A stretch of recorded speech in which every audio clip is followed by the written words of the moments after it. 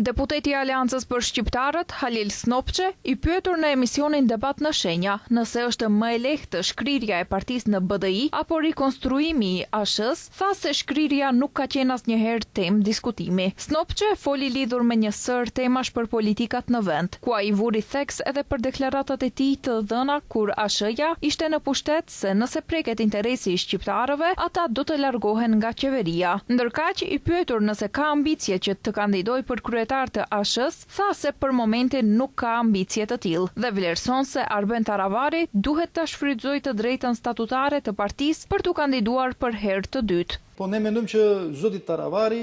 duhet të shfrytëzon të drejtën e tij statutare të partisë për të kandiduar për së dyti herë.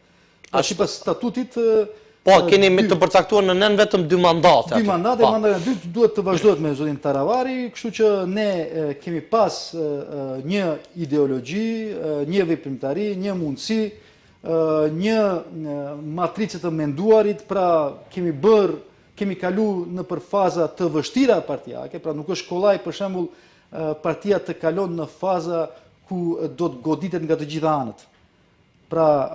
goditje ndaj Aleancës për Shqiptarët dhe ndaj zotit Taravari, po të gjithë eksponenteve, edhe ndaj nesh, kuptoni, kanë qenë, domethënë, pa matshmet, pa mas, asnjëherë s'ka ndodhur diçka të tillë. Ndërkaq, i pyetur për zërat se ka probleme lidhur me ndarjen e drejtorive mes ASH-s dhe BDI-s në komunën e Gostivarit, sipas tij më tepër është aspekt formal dhe se sipas informacioneve të tij nuk ka ndonjë problem. Sa i përket deklaratave të kryeministrit Mickoski se po tenton të mësojë gjuhën shqipe, Snopçe tha se me 600 fjalë do të kishte kapacitet komunikimi, por ai është mësuar me atë sjellje arrogante, ashtu siç sillet ndaj eksponentëve të Vlenit.